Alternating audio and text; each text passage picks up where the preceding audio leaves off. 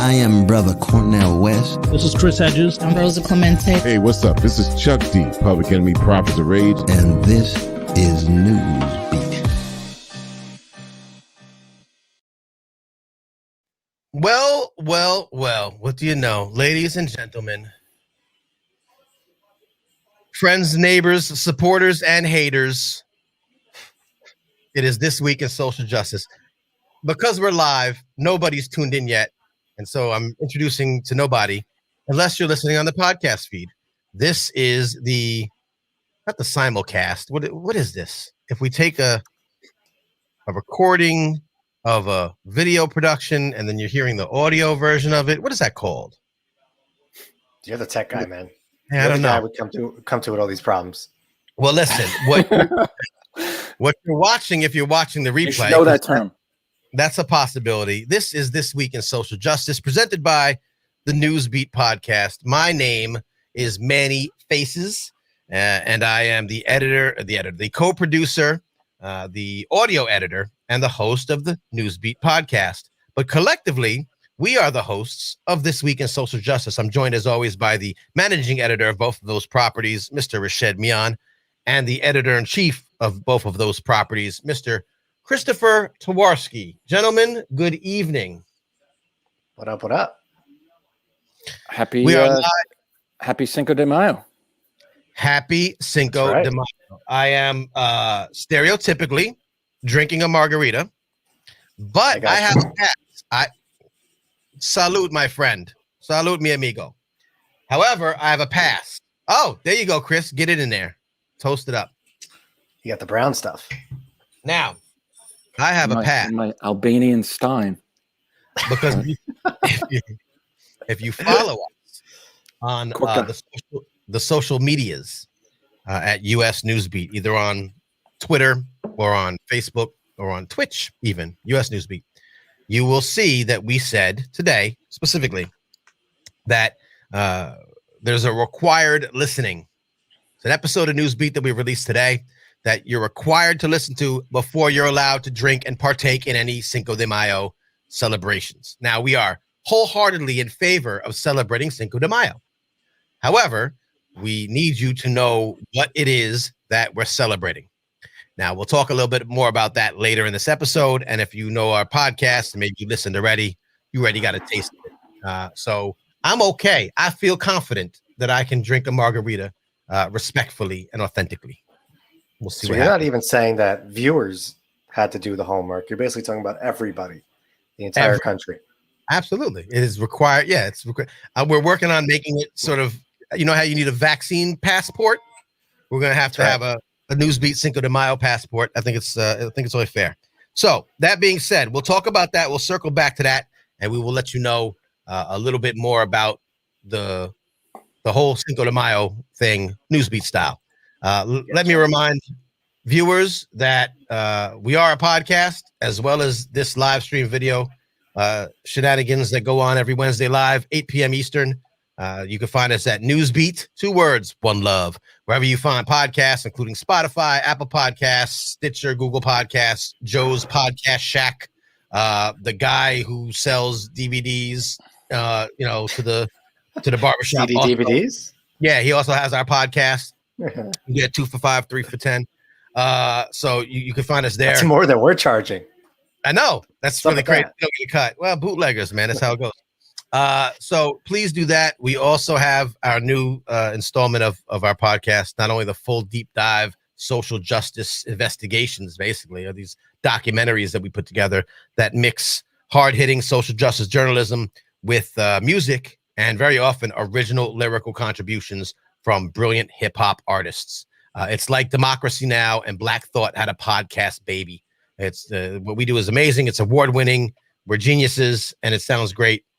We will show you. We'll play a couple clips later on as we get later into this show. If you've never heard it and just stumbled upon our video show, but this is This Week in Social Justice, where we recap some of the important things happening. Very much focused on the things that don't quite get enough attention in mainstream media.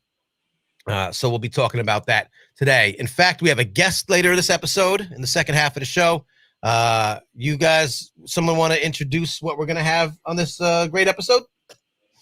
Yeah, I mean, we're honored to have Samuel J. Redman join us, who's a professor of history at Redman is going to be on the show.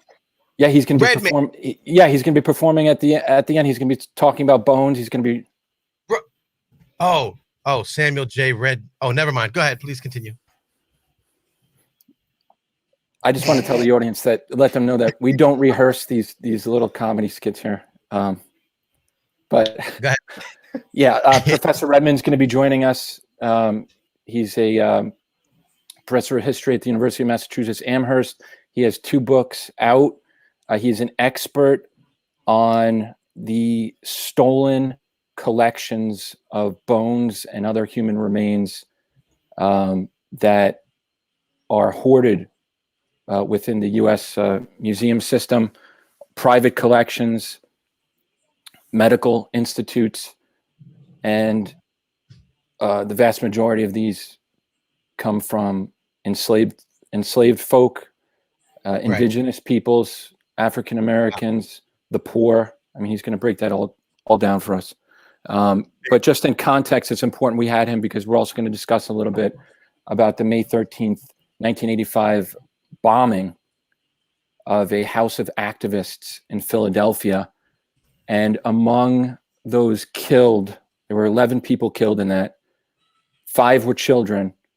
And it just broke this past week that the actual bones of a 14-year-old girl is being stored and used by Princeton University and the University of Pennsylvania in online classes and as props, teaching props.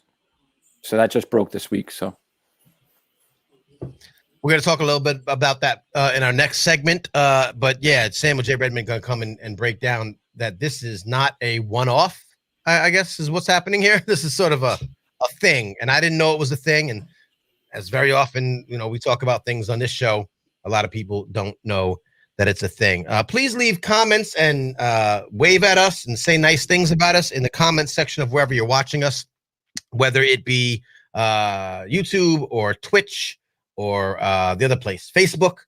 We will put your comments on the screen. If you have questions for the guests or for us about the issues we're talking about, you want to get to know a little bit more, please contribute in the comment section. We want this to be interactive and full of love. So that being said, let us make our move to our next segment. This is what we call our News Beat Bites.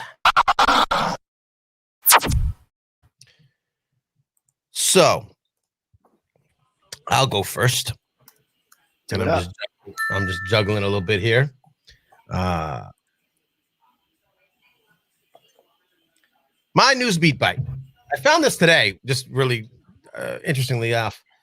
We talk about social justice. We talk about matter of fact, a couple shows ago, we talked about police stops as being a precursor to a lot of ugly, nasty things that happen that end up being a violation of rights, particularly of persons of color, and all the negative things that are happening in the world of social justice that we focus on. All too often, start with police stops.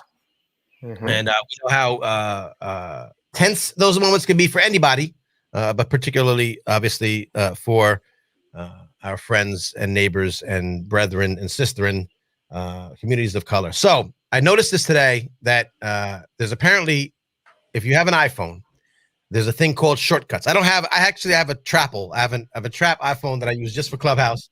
But I have an iPhone just for that purpose. I'm not really versed. I'm a Google guy, Android, but apparently you can do these things called shortcuts and whatever. And someone's developed a shortcut called I'm Getting Pulled Over.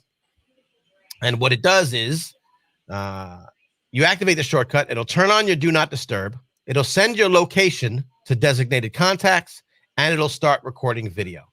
And obviously we know how important it's been, certainly in the wake of the Derek Chauvin trial, but certainly some of the other travesties that we've seen.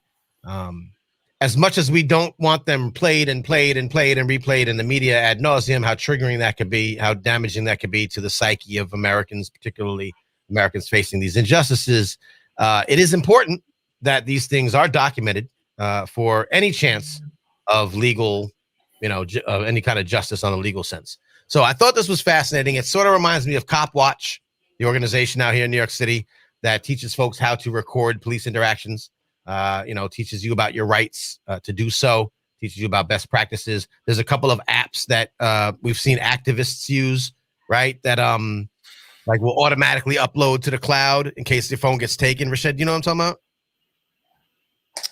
I'm actually not aware of that one now. Yeah, I thought there was I thought we might have discussed in the past.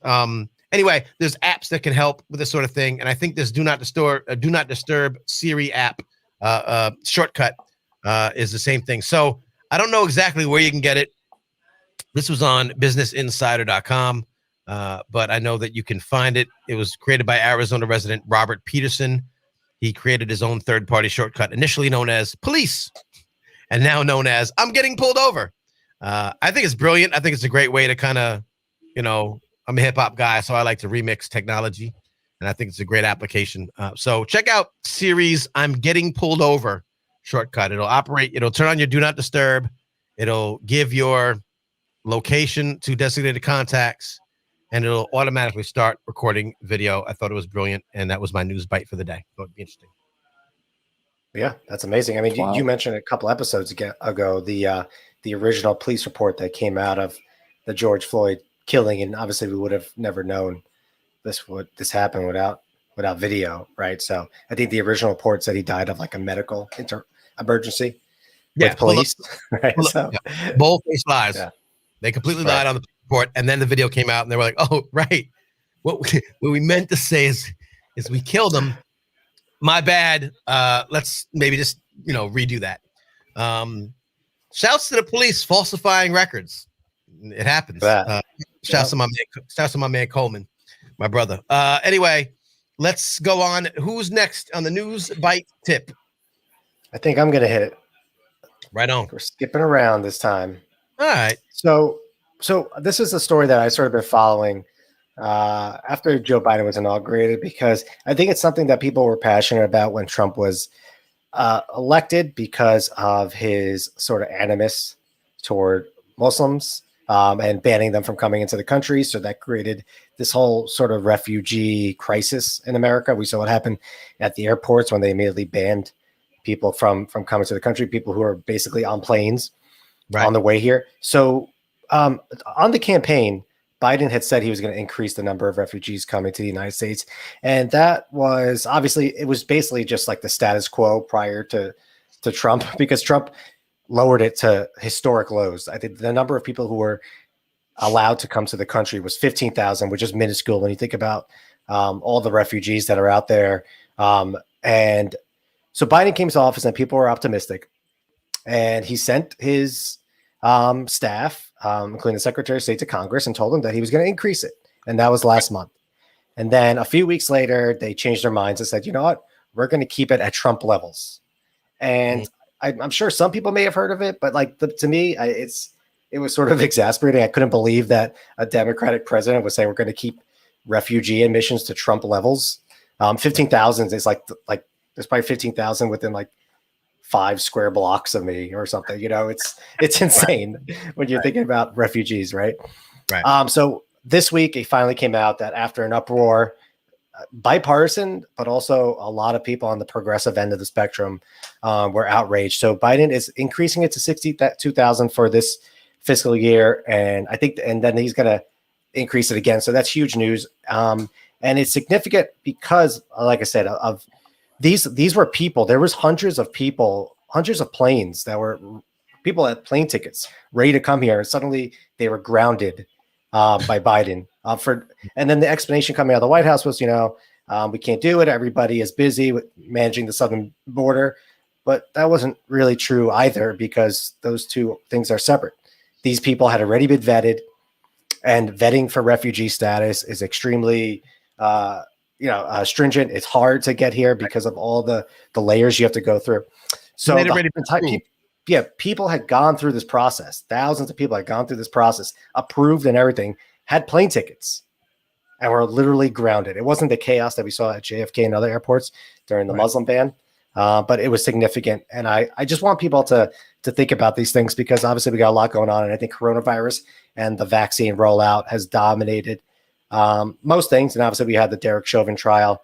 So there's a lot of things going on, and things slip through the cracks. So I think it's also always important for us, for a powerful country like this, to think about the role we play in the global world. So I think it's huge that we focus on what Biden is doing there. And then we also have yesterday was World Press Freedoms Day.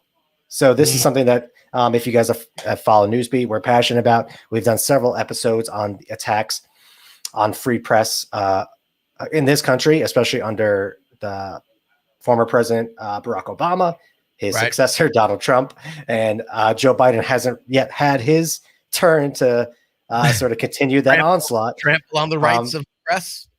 Yes, but although he might be on the periphery, he might say great things. They might send out nice tweets. But I want people to focus on World Press Freedom Days, because a report just came out, and they do this every year, where they rank all the countries in terms of their press freedoms. And the United States was up one spot to 44. So that's 44. So the country, the bastion of freedom, of the First Amendment, the home of press freedoms, is 44th in the entire world in this ranking, which is incredible. And we're above Tonga. We're above there. Yeah, right. I think that the Nordic countries, which typically come out on top, came out on top again. The Nordic countries love journalists, apparently, but we don't. One of the reasons we are so low is that, if you remember, during the protests last year, there was unprecedented number of assaults on journalists and arrests on journalists throughout the country. And there was the Press Freedom Tracker, which is an arm of the Press Freedom Foundation, documented dozens and dozens of assaults, and they issued a report. Yeah, they had 416 attacks on journalists in 2020, and there's already 37 in 2021, which is incredible to me, because we don't really have those the protests at the scale that we saw last year yet. So it's incredible. The same group, Press Freedom Tracker, issued a report saying press freedoms are in crisis, and that was during the racial injustice protests. So it's incredible. And just one last thing, Julian Assange, who was indicted by the Trump administration, who is a publisher, and it's incredibly significant that he's being indicted. Joe Biden's administration seems to be continuing that case. They're not going to drop it, it seems. So that's another important thing to focus on. And just the last thing that I have. I was just before you go off press freedoms, I just want to say, we've talked about this on a couple of episodes already. Remember the legislation they're trying to put in to limit the press to limit protest. They're going after these rights, not just so that they could outright blatantly have to smash your head in the middle of a protest, but that you can't even be at a protest, or you're going to get like some kind of crazy additional penalties if you're arrested during a protest. And that would go to journalists get arrested all the time, right? So they're trying to smash all this legislation out that'll really hinder the rights that we're talking about: the right to assembly, the right to protest, the right to for free press. So I think Chris has been out there. You see what us covering protests. You know what it's like. Yeah, I mean, Rashad, this is exactly what these news bites are made for. As you mentioned, we've covered this many, many, many times, and it's an ongoing assault. It seems to not matter whose administration it's under. You had Obama prosecuting more, going after journalists and prosecuting more whistleblowers, leaking information to journalists under the use of the Espionage Act than every other president combined. And he was a Democrat, obviously. And you have these assaults, like you're saying, it's just this constant erosion, or at least trying to get rid of this stuff. And nonprofits like this, the U.S. Freedom Tracker, and it's just critical to keeping an eye on this and keeping everyone informed. Yeah, and I think it's amazing because we saw some of these attacks happen on live TV if you're watching the protests, which is outrageous. And look, I'm not going to connect the two, but you had a president at the time who was obviously open about his disdain for journalists, Right. and then the police just openly attacking them. Like you just had a sense that they felt empowered, unfortunately, Right. to do these kind of things because that erosion that Chris is talking about. Once you erode that trust in an institution through whether you're arresting journalists or their sources or things like this, it's definitely terrifying. So, and just the last thing that I have for people. Give me your last bite. Yep, the last thing I have for people, just on Mother's Day, when you're thinking about everybody, also think about the thousands and thousands of women who are incarcerated in America, who have their own families, many of them are single parents, and will be spending Mother's Day in prison, most for nonviolent crimes. And it's important that we think about that because the number of women who are incarcerated in the United States has jumped, I think, 16 times since the 1970s. So it wasn't always like this. The numbers were tiny, but now they're huge. So think about those people as well. Yeah, absolutely. Thank you for pointing that out. We've talked about obviously the women in prison in our Say Her Name episode, Abused and Alone, the Me Too movement behind bars. Very often, not to take away from obviously the incredible disparity with men, particularly from our communities of color, but women get a very, very bad deal when it comes to prison. Chris, your news bites, sure, your news bites. Yeah, so I'm just going to probably breeze through these because I really want to get to some of the move stuff. But yes, this was just I came any minute. Yes. Yeah, I just came across this story and I just thought it was horrifying. But the court did the right thing. An appellate court recently ruled and is doubling the amount of money that this restaurant owner owes this worker. So he had a worker who was learning challenged and basically forced him to work in his kitchen for 5 years without any pay, constantly berated him with racial slurs. I think, dipped utensils in a hot grease and burned him.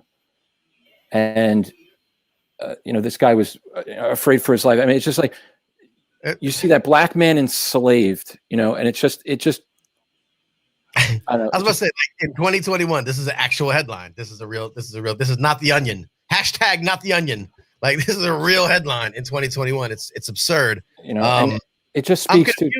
I am a little confused because I heard a couple of politicians tell me that, like, there's no racism in America. So I'm confused, but go ahead, please. I digress. It also just shows, our parent company, Maury Creative Services, is a partner founder of this incredible site, Inclusion Hub.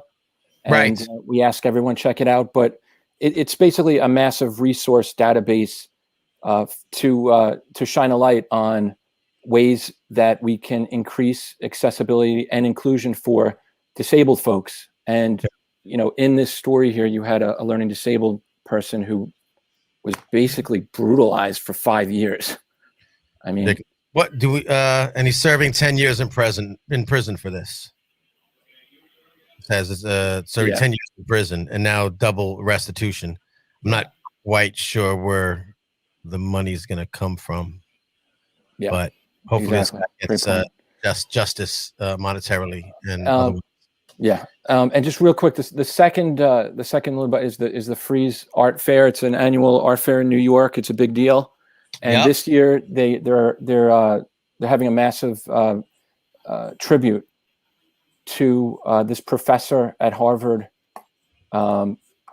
Professor Sarah Elizabeth Lewis at Harvard, who has this incredible program there that it's called Vision and Justice. And we're going to include the links on all our social here, but it's utilizing art and taking art and analyzing it to find out how it can be used toward social justice ends.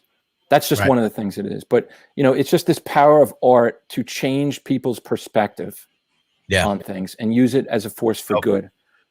So it's there's some online exhibits. There's over 50, I think, museums participating in this.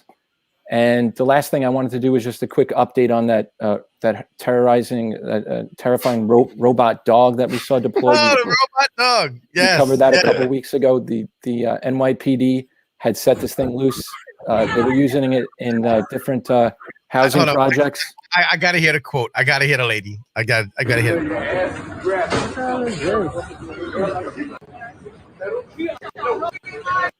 Where was it? Oh,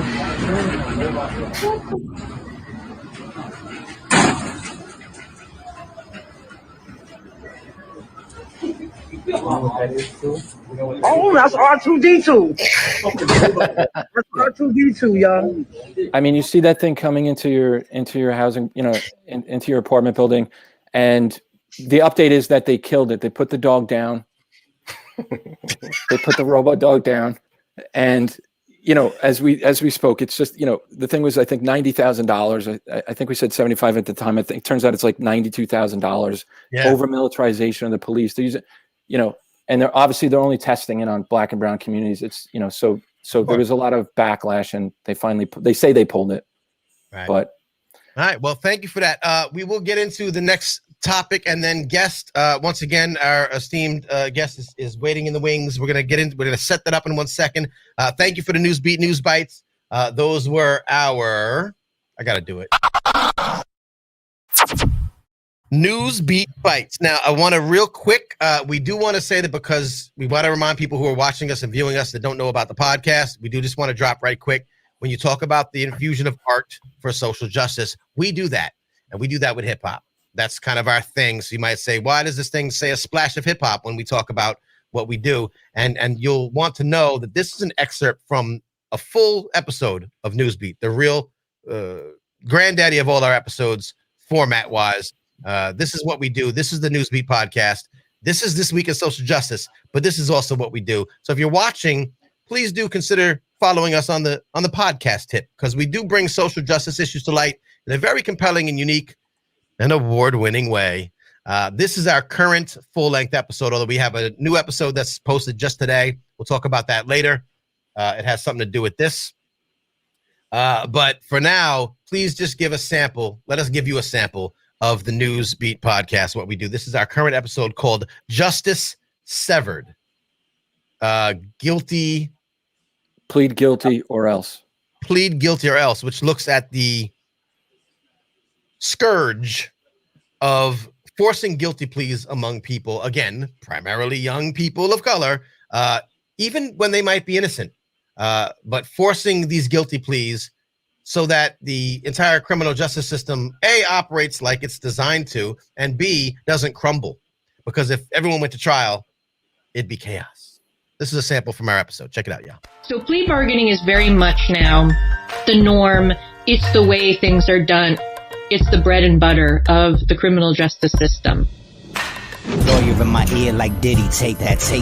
Shining suit face, thought he was trying to bring Mace back. Can't believe he do me like this, where the faith at? All I'ma say is in the way it's like the cheesecake path, which is to say that it's their bread and butter.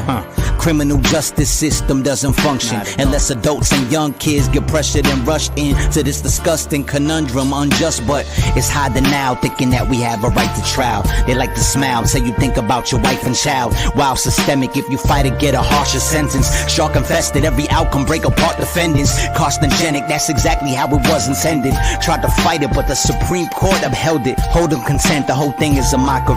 Now I understand why we look down at copping pleas. So yeah, one time for your mind. Shouts to SK Silent Night, our artist in residence. You heard a little snippet of the interview and then it went into the verse, but the entire episode is in-depth interviews with these experts, analysts, and people who are affected by injustice. And we intersperse those episodes with original lyrical contributions by our brilliant artist friends. That's the Newsbeat podcast, a little bit of taste of what we do. We're the best podcast in the world. So now you know. Yeah. Next, so let's go. Yeah. Sorry, I was excited. Yeah. So before we welcome Professor Redman, we just got to give some critical context here about one of the reasons why we have him here, and we're so lucky to have him. If we could just pull up that first story. basically next week is the anniversary. On May 13th, 1985, there was a poll taken. Most of the country really doesn't know about this, but a row house in Philadelphia was bombed. Bombs were dropped off a police helicopter on top of a house full of people. The siege, actually, it almost took a full day. They shut off the water to an entire block, an entire neighborhood. They shut off the power. They had all the neighbors evacuate their homes. The police force, was over 500 of them. They fired over 10,000 rounds into this house to basically trying to get the people to come out is what they wanted. They wanted them to come out. The activist group was named MOVE, all capital letters. And it's tough to describe them exactly. They didn't really fit into any one sort of classification. I mean, they were sort of Black liberation, but they were also animal rights. They were anti-tech. They all ate raw food. They were very much into nature. I mean, they would protest outside zoos, things like that. And just think about that though for a second. They dropped a bomb on a residential home in Philadelphia in 1985. It killed 11 people, 6 adults, 5 children were incinerated alive in this house by the police. And Chris, wasn't this sort of approved too by the mayor and the DA? The mayor held back the fire department for an hour or two is what I understand, from putting out the fire. He said, let it burn. He started off the assault by the mayor on a bullhorn. I believe it was the mayor. It might have been the police commissioner. I believe it was the mayor, who was the first African-American, I think, mayor of Philadelphia. Yeah. By saying, this is America, and you have to abide by American laws.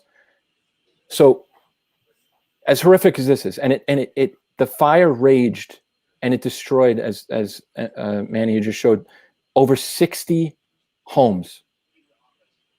Leveled, destroyed, incinerated. So what just broke about this, I mean, and if this wasn't horrific enough, so remember I mentioned there were 5 children burned alive in this house. It just broke this week, and you can show the site that broke it. It's a site called Billy Penn. They are a reader generated nonprofit newsroom. It's an incredible story. The bones of 1 or 2 of these children, a 12-year-old and a 14-year-old, both little girls, were taken and possessed by Princeton University and the University of Pennsylvania. And they were used as props in a forensic science class that was streamed. They used the children. I just want to make sure this sinks in, because they used the children's bones as a prop in a class. And the family wasn't even aware, right? I think that's one of the horrific things too, right? The family wasn't aware that there are still living family members, and it's just, I don't know, I'm sure, we got this clip from Democracy Now! You want to play it real quick? And then we'll go to our guest? Yeah. All right. This is something from Democracy Now! Talk about the, I think, because they had something about the family in this clip, right? This is the clip of the professor at UPenn handling and using the bones as a prop. Democracy Now! Obtained a copy from the Africa family. This is a clip. This is one of these cases where the material has some flesh on it, which I know is not uncommon actually in forensics and forensic anthropology. In this case, there is some soft tissue which is actually remaining, and the bones were actually burned as well. So it's got quite a complicated history. So I'll pick up just for a moment and show you that this is really the tissue which is present on the specimen. It's not a lot, but absolutely it's there. This is the tendon that goes to rectus femoris. That's actually intact and it's there. The femur is... I don't know how much of this we have, but I don't know how much more I could take. But yeah, I mean, I'm done. So anyway, this is critical content. I mean, this is why we wanted Professor Redman to come in and discuss the larger context here, because as we learned, and we're always learning when we're doing this, when we're doing the show, when we're doing the podcast, we're always learning. And you might have been to museums and thought, you see a skeleton, or maybe you're a medical student and you see a skeleton, something. But, the story behind what the hell is going on and what has been going on in the U.S. museum system regarding human remains it is beyond words. So with that, I'd like to welcome Professor Redman onto the show. Professor, thank you so much for having me. Thank you. We're honored to have you. And yeah, I don't know how long you were back there, but we just played part of the online class where young, potentially Tree Africa's remains were used as a teaching prop. And so first, I just wanted to ask you your initial reactions when you first heard this story. Oh, wow. Well, part of the difficulty in studying this history is that you're both continually shocked and appalled at the things you learn, and then unfortunately, I think much of what I'll unfortunately say today is that this fits within a larger pattern of the last century or more of collecting and exhibiting and using these materials as teaching tools and for research, very often without the permission of course, the deceased or their next of kin. So it is something that was shocking and appalling to learn about. The recency of this case. I studied history as an undergraduate. I grew up learning a lot about history, and it wasn't until graduate school when I was TAing for an African-American history course that I learned about the MOVE bombing. So I was shocked, but again, it in some ways fits within these larger patterns of what we know about the practices of collecting and exhibiting human remains for museums, especially. And Professor, on that point, how widespread is something like this? How many bones, how many sets of human remains are we talking about throughout the U.S. museum system? And from what I understand, smaller institutions, medical practices, private collections? Yeah, so this was, I think, one of the big things that I was trying to wrap my mind around when I started writing my book, Bone Rooms, was even just to understand. It's a pretty basic question, right? One would think, how many bones are in U.S. museums? And what's sort of shocking is that we don't really have a concrete answer to that question.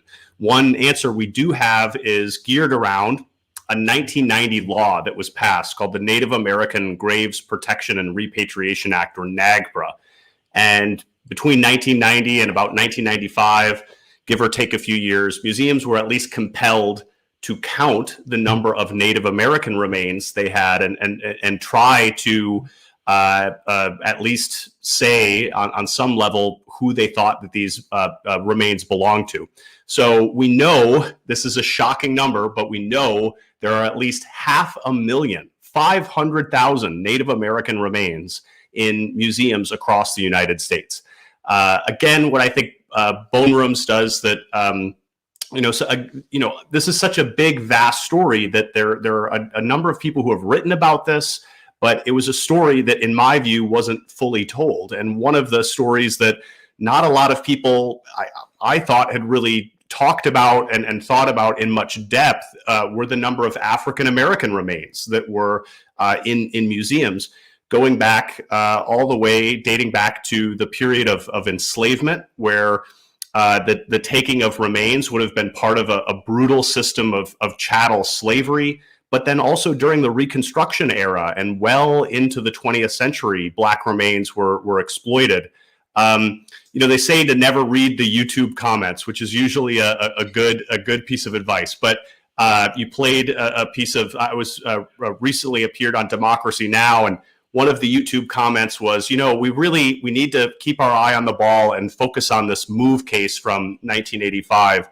And I understand that thrust and that desire to sort of keep the attention on this recent, really gut-wrenching and heartbreaking case.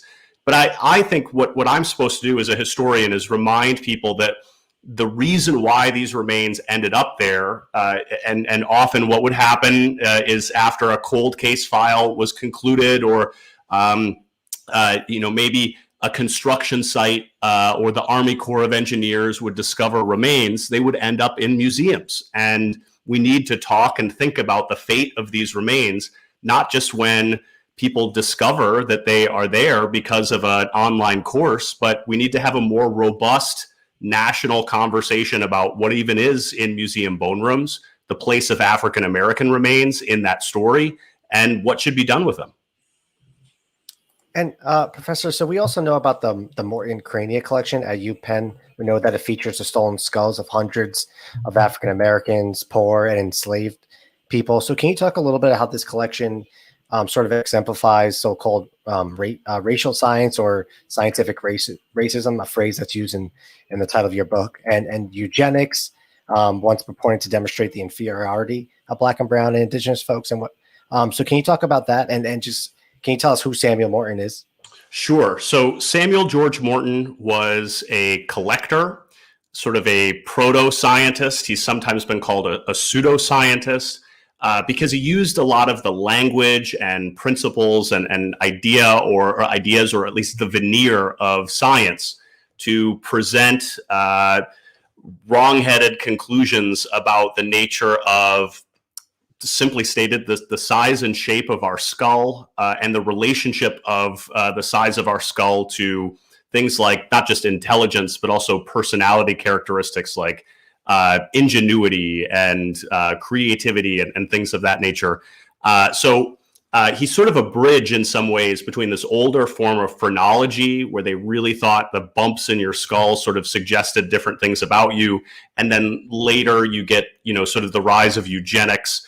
And you have figures sort of bridging that gap, like Samuel George Morton. And what Morton does is he sends out a request for people to send him skulls. He collects some skulls himself, I believe, but he also word gets out, and people start sending him skulls to measure and publish the results in what were sort of rare books at the time, but really influential. And so Morton's work is used by a lot of really racist people, not just in his generation, but in the generation to follow. Right around the time of the Civil War, when, of course, a lot of the stuff about the nature of race and what should be done with the freedmen after the Civil War. So Morton's work figured in prominently to a lot of those debates in really unfortunate ways that upheld visions of white supremacy and really racist ideas. So that's where this idea of scientific racism comes in that it upheld these really racialist and racist ideas that connected things like intelligence to race. But it also established this precedent for people to follow up on and not just collect a few hundred or a few thousand skulls, but many thousand skulls to get to that much larger number later on. Let me add one more thing about Morton, though, that's kind of interesting, is that people have then gone back. And one of the things that I'd like to mention that's maybe interesting to your audience that's not talked about very often is that there have been a number of people who have looked at these materials for what we might think of as anti-racist reasons. So people have gone back and looked at some of Morton's original findings and used good science, I would argue, to debunk some of those original findings. So, suggesting, right, that that the theories of race, actually, when we study them, they aren't upheld in the universe. But these folks in establishing these bone collections were virtually virtually obsessed with establishing criteria around what race was. So, and there are other examples too. Just really quickly, W. Montague Cobb, who was a physician at Howard University, used his knowledge of these types of collections and x-rays of Jesse Owens' legs after the 1936 Olympics to make arguments that his success, which a lot of people in the 1930s were describing in really racial terms, he instead said, no, Jesse Owens is just a great athlete. There's nothing racially specific about his success. So while these collections have a really troubled and dark history, they're complicated. There are lots of ways to think about them and think about how they've been used. No, and thank you so much for adding that. We're all about trying to illuminate, the nuanced stories that just don't get attention, and that, we ask everyone who's listening and watching to check that stuff out. I'd like to go back to what you mentioned, the 1990 Act. And I've read, the preface of Bone Rooms, your book, which we've been, we're going to be sharing the links and your author page. And we recommend everyone reads the professor's books. Incredible detail, horrifying. You sort of paint this portrait of this Lakota warrior, one of hundreds of thousands slain. And they kill this native warrior. They then take the body, they mutilate it, they beat the hell out of it, they scalp it, they break, they celebrate this, then they bury it, only to be dug up about a week or two later, and then it ends up in this medical examiner's briefcase or box, and he decides he's going to conduct experiments on it. He's going to use it for infinity. He's never. This is so. The act that was passed in 1990, in your opinion, does it go far enough, right? And secondly, does something need to be passed that's more specific? Maybe mentioning African Americans, maybe mentioning specifically enslaved people, poor people. In your book, you talk about how they dig up these paupers' graves. Please. Well, first of all, thanks for asking that question, because sometimes I wonder if I'm not clear enough on this as a sort of argument. I'm deeply in favor of NAGPRA and the folks who are doing really hard work in NAGPRA offices, who are in some ways understaffed and underfunded. A lot of the onus on the repatriation law to try to get ancestors to be returned home is on the tribe to come up with the funding and the legal expertise and get through the bureaucratic paperwork.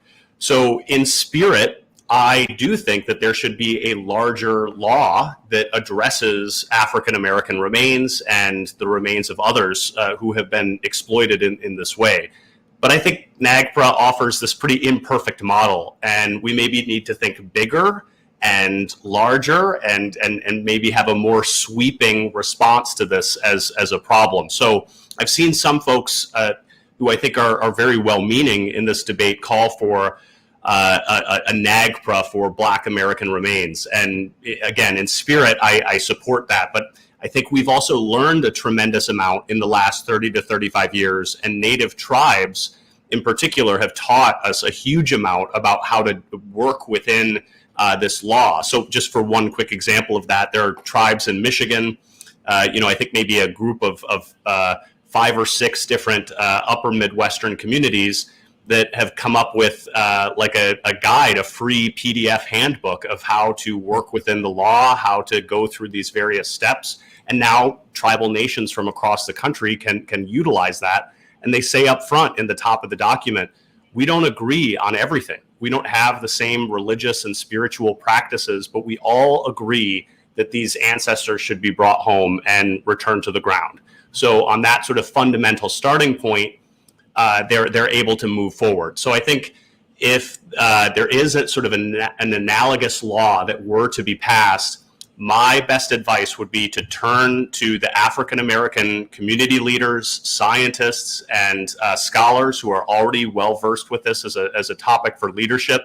It should be more broad and sweeping as an issue to deal with this, like you said at the top, with not just big museums like Penn and Harvard, which is what we're talking about now, but also small medical museums, private collections. Do we need to have a larger conversation about this? I think it's time that we do. Yeah, and Professor, obviously we have the Tree Africa case now that's gotten a lot of attention. Can you talk about some other examples that you've come across?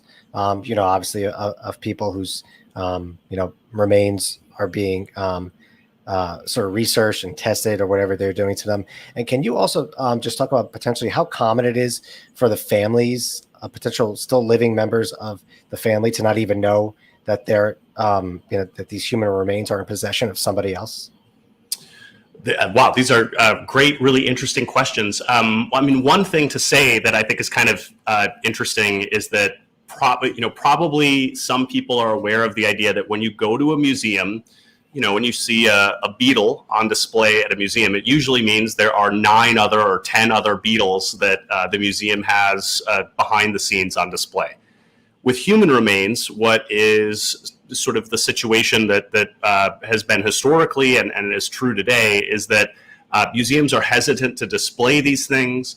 There are certainly counterexamples. I talk about many of them in my book, and people are maybe familiar with exhibits like Body Worlds or copycat exhibits like Bodies that draw these massive crowds year after year. So there's sort of a tension in American society where we're mortified by remains on display in a museum and we're drawn to them.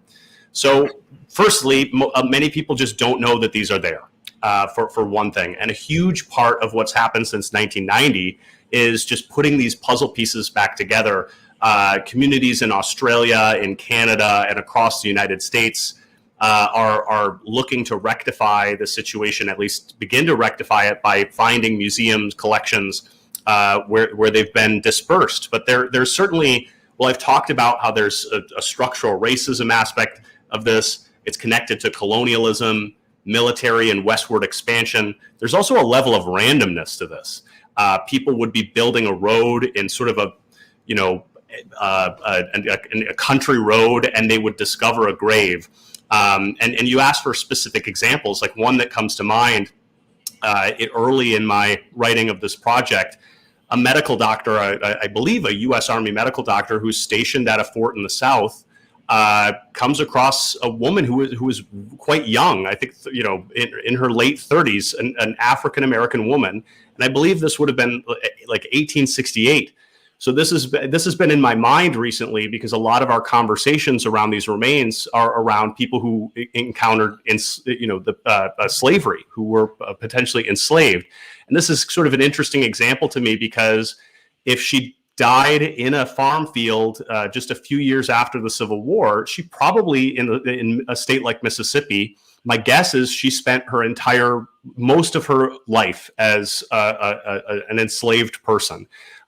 So when we sort of think about the moral and ethical qualms around these dark histories, shouldn't we acknowledge sort of the full picture of someone's life and history, rather than sort of saying, well, if they were brought to a museum before 1865, then that's one thing, and a little later on, that's another thing.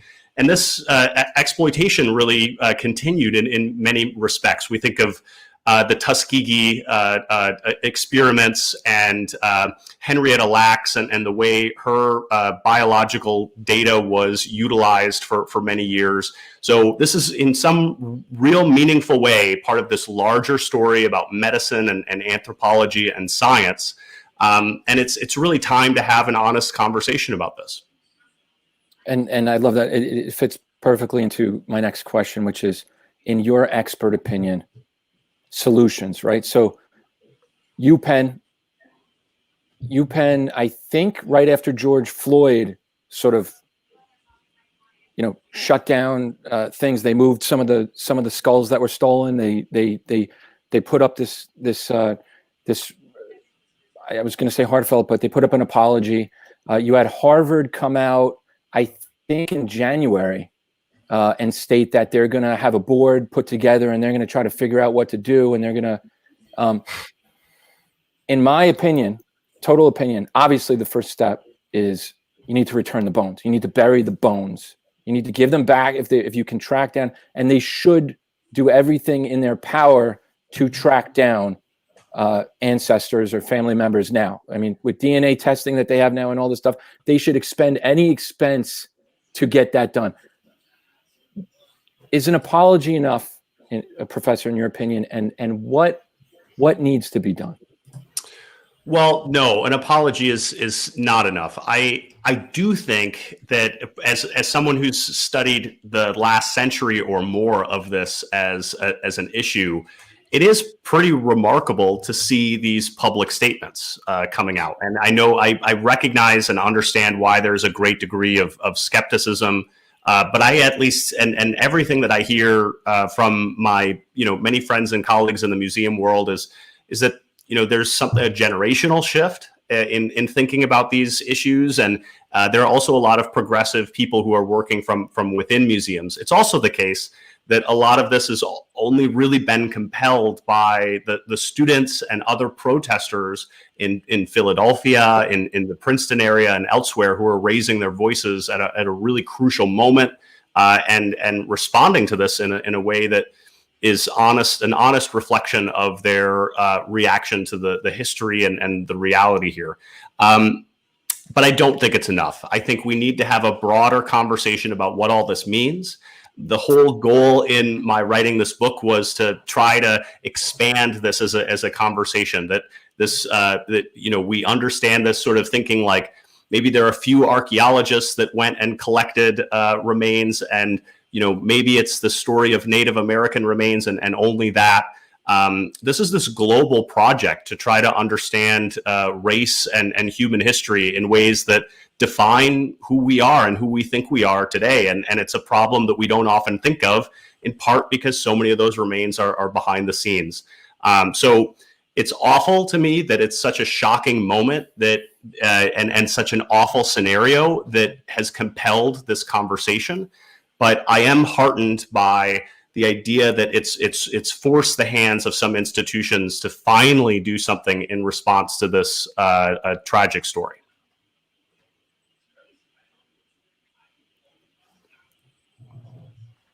Yeah. Well, I would like. I'm sorry. If you could please tell the audience how they can find your books. I think you have another one coming out.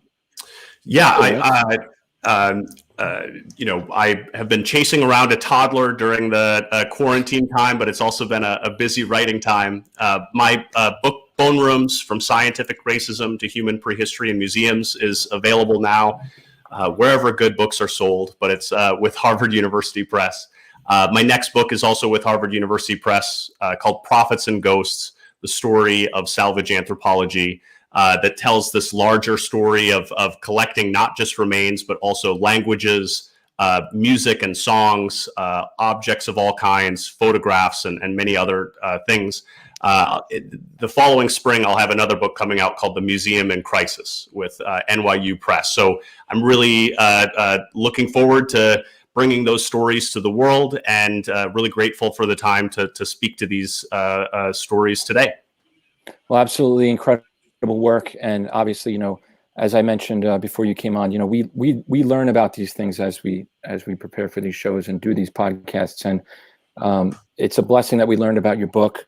And I think it is helping to spark change. So, we ask everyone, we recommend everyone listening, whether on the podcast or watching us now, to check out those books. We're going to share links to those books, and we're also going to share your Twitter link. And Professor, thank you again for being on. Thank you. Take care, everyone. I would just like to chime in and just say that I was a little disappointed that Redman wasn't going to be on the show. but I'm actually very happy that that it was you, sir. Thank you for your insight. We appreciate it. My students walk Professor, in. Professor, do you drop verse? This is not the first time you've heard this. I don't, but I know my student. There've got to be a few students who are disappointed when they walk in on the first day, but we welcome them, and I'm so happy to be here. Thanks for this program. You've redeemed yourself, sir. Thank you. Appreciate you. All right, take care. There it is. Samuel J. Redman, professor, University of Massachusetts at Amherst. Brilliant insight and truly something you don't hear about every day. Wow. Great job, gentlemen. Yeah, thanks, Chris, for sort of digging in and bringing this one to our attention. It's unbelievable. I mean, like a different world out there. Yeah. When I was preparing for this this show, I just wanted to take a second, and I think we already got there, but just for listeners to try to just close their eyes for a moment and think about someone that you care about, someone that you love, and imagining or trying to imagine something as horrific, as first of all, a bomb, incinerating you and 10 other family members alive. And then that your loved one would end up in a freaking class, treated as a toy, really. I mean, treated as, what do you want to call it? Like a ruler, a notebook, a dinosaur, right. A fossil. As a prop, a prop, and just try to suck that in for a second. I know it's hard and I know it's insanely torturous, but that is what is going on here. Yep. Not only in the case of these two poor girls, but I mean, as he said, there's 500,000 Native indigenous folks in these collections. There's countless enslaved folks. When I found out about the poor, they would just go to paupers fields and these potters fields they call them now, and just dig them up. In his book Bone Rooms, he talks about they were just random bones and corpses and skulls being sent to the Smithsonian. The Smithsonian apparently holds the world's largest collection of illegally taken bones. And it's just, it's absolutely, but just for listeners to just even try to imagine this. And, I reached out for the show too, and I want to give a big shout out to Mike Africa Jr., who's a relative of Tree Africa. He actually 100%. Spent years in that house. 100%. And he's got a podcast called On a Move. And I listened to it, just to try to learn about this topic. He's incredible. Everybody needs to check him out. Yeah, 100%. And on his latest podcast about this, he has the guy who's really responsible for breaking this story. I know that we plugged Billy Penn, rightfully so, and deservingly so. But apparently, this Philadelphia community organizer named Abdul Ali, he's the one who got this. Wow. He was protesting the Morton collection, which is just, we can spend episodes just on the Morton collection. He was a white supremacist, obviously, and he dug up all these girls. He was out there protesting in front of the museum, the Morton collection. Dozens upon dozens of stolen skulls of people, right? And someone inside the museum reached out to him and was like, I saw you outside. I can't believe this, but you're never going to believe this. I think that little girl's in here. And he's like, what? Wow. And he contacted Mike Africa Jr. One thing that sort of struck me when we were researching, and I think it was that Billy Penn article, was just how the bones, the remains were being passed around between the institutions, and no one would actually claim they had it, because they didn't seem to care to even know whose remains they were, document where they were going. They didn't have those yellow envelopes with the little string with a tag on it. Right. I think that even just speaks to the greater injustice, right? They didn't even seem to care. That's a perfect point. Right. Because you think museums, they have everything cataloged and tagged. And if there was some crazy justification that they could use these specimens or whatever you want to call it, that at the very least, they would, know where they were, like what department had that. Like, you would think that's ridiculous. You wouldn't think that they would do that for, with animal bones. You wouldn't think that they would miscategorize, who has the chicken bones, who has the dog bone, like, you know what I mean? Like, they would have everything under lock and key. But you got these particular specimens being passed around with no knowledge or care. Who got them, where they at, whatever, it doesn't matter. That's one of the from one of the only like 2 bombings in the history of the United States, Philadelphia and what was it, Tulsa, the Tulsa massacre. Right. Well, like, this is like, to have that and not even seem to care or have any respect, like not even a modicum of respect. Can I just make go ahead. And Rashad, I'm so glad you brought that up. And I just thought of this. Rashad and I went at an incredible adventure one time. We had after hours access to the Museum of Natural History and part of the Smithsonian network in DC. And we got in there and we're seeing such incredible stuff. And, one of the things we saw, we held in our hand. I mean, Joe Wordy would probably love this story, but it was petrified dinosaur dung. Now, on the note that you just said, though, Rashad, you ready?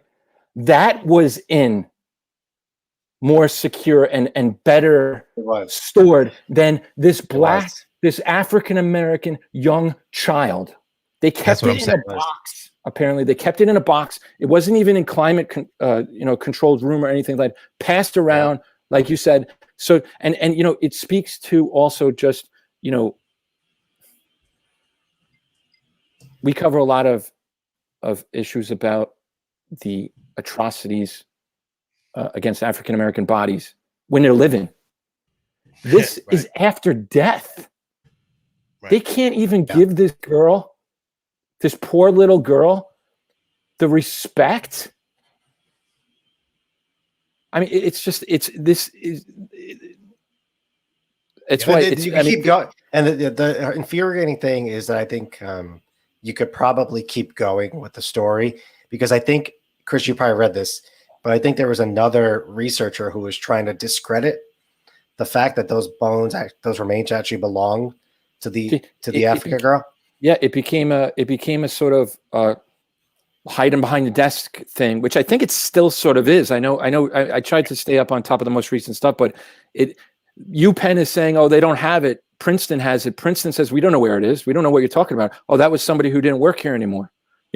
But the other infuriating thing about the story is that, and this is what Abdul Ali told Mike Africa Jr. on his podcast On a Move, is that people there knew since probably 85 that they had these girls' bones there, that they were just passing around and that they were just props. So many people knew, and in preparation for this episode, I was going to have this whole thing where we're going to go after Janet Mong, this anthropologist, and we're going to go after, and you know what? Shame, the minimum I'm going to say is shame the hell on them. Shame on that anthropologist. Shame on Princeton. Shame on this guy who's apparently got him now at his house. This guy, I forget his first name. Every single person in these departments of these museums need to, I mean, at the minimum, they need to contact these families. They need to be spending their own funds to get these bones back to the ancestors. This is beyond shameful, is not even the word. I mean, how do you do this as a freaking human? Word up. Yeah, man. And thank you again, as Rashad said, to bringing this to our attention. You were on a story deep and heavy, and none of this literally yesterday, I didn't know about any of this, except for the story breaking, to know the depth of this, to hear from Professor Redman. It's, again, on this show, it's so easy to turn on the news and get caught. We were talking before on Slack earlier, to get caught up in the distractions, right? And some of them are valid, Chauvin trial, Liz Cheney, all the things that are happening right now. These are important. Voting rights, sometimes bubbles to the surface. Super important. The insidiousness of what's happening in our institutions. We talk about institutionalized racism, right? Well, this is an example of racism in an institution, right? Depravity, the most revered institutions in the country, in the world, maybe. Right. So when we say things like, when we hear things like, racism in America, is we're so much better, Tim Scott, even Kamala Harris. There's such insidiousness to this stuff, which again, if you're not tuned in, and this is one of the things we like to do here, and we pride ourselves in it because we again, we're not the first. Democracy Now! Had it, so great, but we're tuned in. We're bringing it to y'all the best way we know how, and that is through the work we do here, and of course on the podcast. So, thank you, gentlemen, and thank you again, Chris, for really pulling this one together. This hell of a huge. The only props that are deserving goes to really, I mean, people like Redman who are trying to illuminate this in book form, and I'm sure he's teaching this stuff. Then we've got Mike Africa Jr. He's got a podcast, On a Move. Check it out. And we've got people like Abdul Ali. And again, we're going to share his Twitter and stuff. But this is a journalist, right? He labels himself just a community organizer, but he's also a writer. He just had a huge piece shining a light. And Africa is a podcaster. And he has a book coming out too. So yeah. Right. My point is that I do, we've talked about this so many times, that if you put a blanket statement over the media, if you say the media can't be trusted, the media is stupid, the media this and that and the third, this was uncovered by media. They're not mainstream media, but they're media. So be very careful when you decide to not look at independent sources of information, independent, smaller outlets, local outlets that are breaking these kind of stories and giving you the truth. That sometimes they get swept over, they get, whitewashed, they get pushed to the side. This was a big story broken by not a major journalism outlet, but media nonetheless. So please understand that there's media out here doing it right. I think that's important. Support independent media. And I know we're going long here. Maybe we'll skip the past, but for the future, I just want to say on all these notes, I just want to resonate the message that, again, Mike Africa Jr., who is a relative of these poor girls whose bones are freaking toys in some anthropologist's bag right now, probably.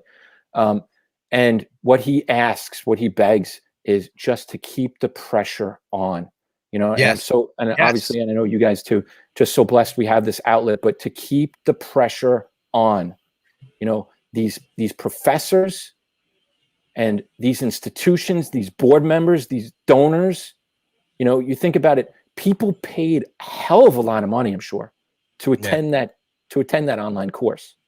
Oh, I'm sure.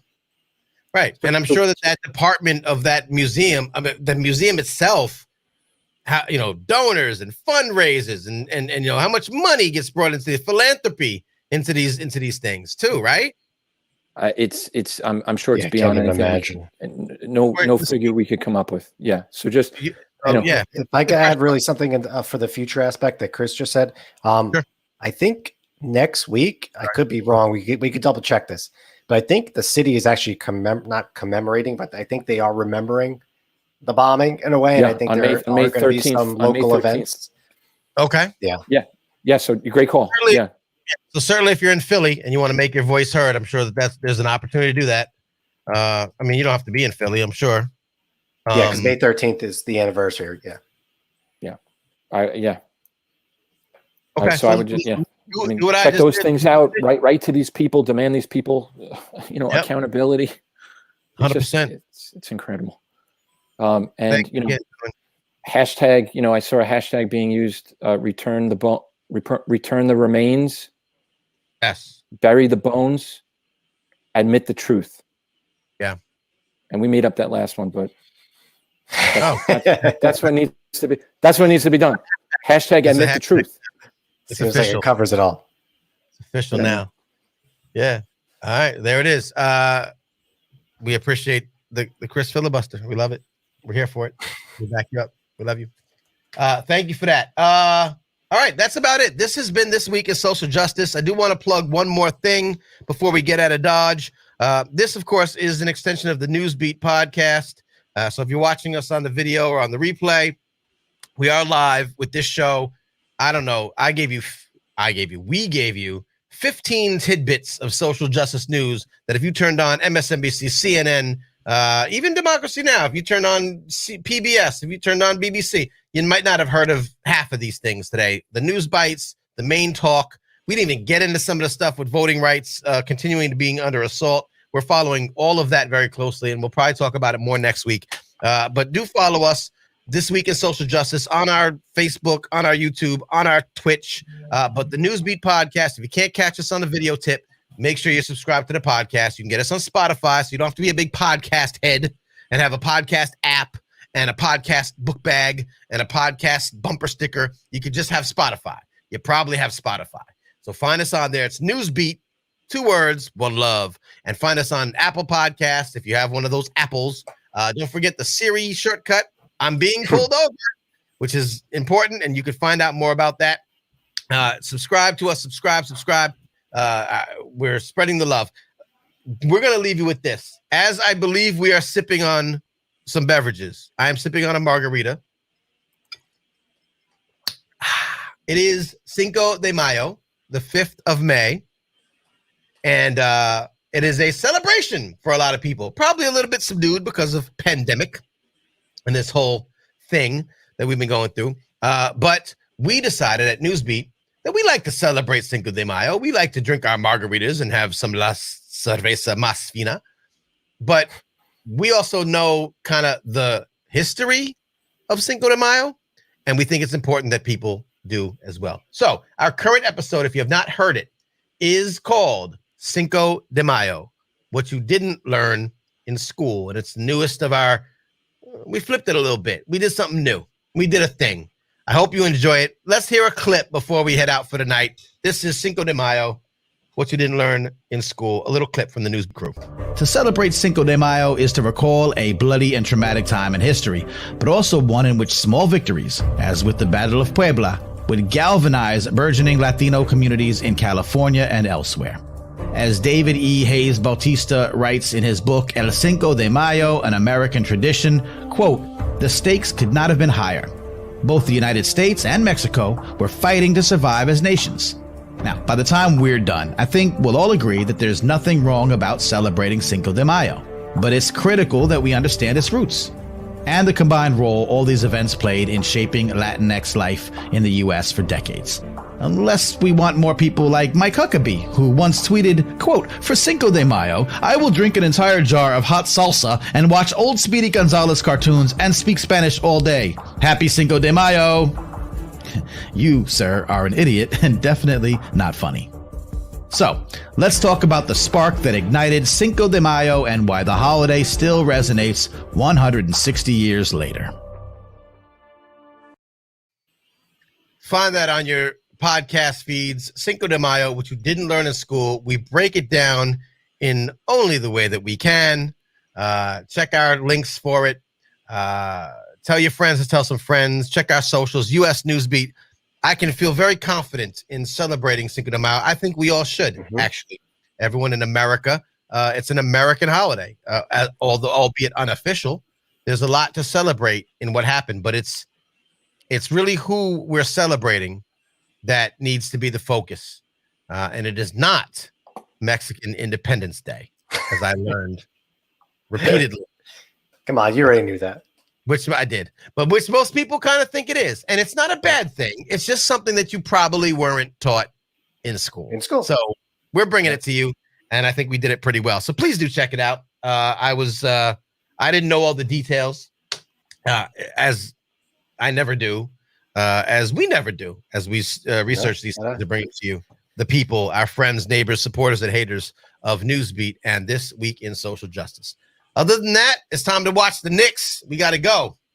Let's go. Let's go, Knicks. Knicks tape all day. Chris, any parting words? Return the remains. Bring Return back the bones. I don't know. bones. Hashtag. I lost them already. Bury the bones. Admit If the any, truth, I think. if any of these issues touched you, please take action. We always look for not just to bring you the horrific details of everything that's happening in the world of injustice. Many of them we are honored and privileged and lucky enough to not have to face directly. But it behooves us to do what we can to shine the light on the lesser reported and lesser known things that are happening, and encourage you that if you have any humanity in your bones, to find ways to take action, find ways to get involved with the organizations, the people that have been fighting these fights as we bring them to you. So if you have any questions, concerns, want to know more, love what we do, hate what we do, want us to do something else, want us to look into something, please contact us. Again, our socials, US Newsbeat, or you can email us at newsbeat@moreycreative.com. That's newsbeat at Morey, MOREY, creative.com. And on that note, shouts to Morey Creative Studios, our parent family. We appreciate you. Thanks to Sage on the back end, always helping us out. Thanks to Jeff Main, John Shim, John Sasala, the whole crew, everybody who's offered us some background support and love. And of course, Jed Morey, the CEO and cuddly grandfather of the group. I don't know, whatever. Shouts to you, Jed. Shouts to Coleman on the check-in tonight. We appreciate you. We love you. And Rashad, any last words for you, sir? Let's go. 13 out of 14. We got to keep the streak going. What are they playing tonight? Nuggets? Got the Nuggets. Got a big test. Tough game. Let's go. All right. Go New York. Go New York. Go. It's your man, Manny Faces, representing Newsbeat this week of social justice and Manny Faces Media. We love you. Peace. We'll be back next week. Happy Cinco de Mayo.